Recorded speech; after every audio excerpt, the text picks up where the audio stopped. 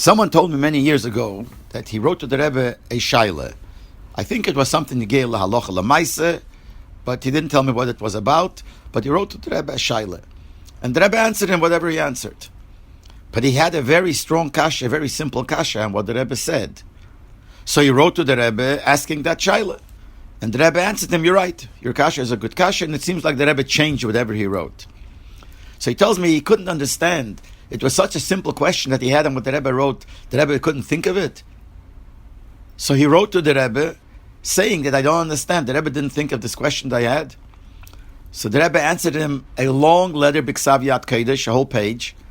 And the teichen of the thing was that the kasha that you asked, I could answer very simple. That's not the kasha. But on that answer that I have, there's another kasha. And the Rebbe went into a long shaklavatariya back and forth with different, the whole pilpul, b'negei that inyan. And the bottom line, after the whole thing, the original kasha comes back.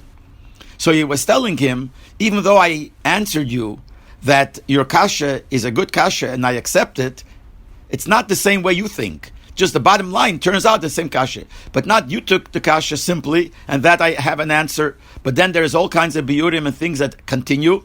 And after all the continues and all the great depth, the bottom line is that your kasha comes back. So it looks like the Rebbe just agreed to his kasha the way it is, but there's much more depth to it. This gives a little understanding in the way the Gemara was written. We know the Gemara that Rebbe Leibel wrote is a sach hakel of all the discussions, of all the Tanoim v'Ameroyim that took place many hundreds of years. But the Gemara is very small. And sometimes we have in the Gemara that someone says something, and then the Gemara asks a kasha, and the question, we always think, such a simple kasha, he couldn't think of it. I mean, what does that mean?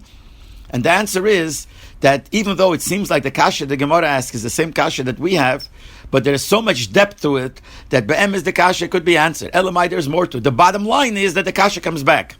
And that's what Rabbi Leibel wrote, the bottom line. And the Meforshim, that's what they do. They go backwards. They go, when they ask kashas on the Havamina, and then they explain it, and this, and some sof kosof, they come back to explain what the Gemara says. So it looks like this was a simple kasha, but really after all the Meforshim, you see that there's so much depth to it. So this Gemara is just a sachakel of the discussions of thousands and tens, maybe hundreds of thousands of Talmidei Chachamim, of Tanoim, Ameroyim, and it turns out to be just the small Gemara that we have. But it's all because the bottom line is the way we see it, but we have to understand how they got to it, and it's not so simple as we think, because there's much more depth to it.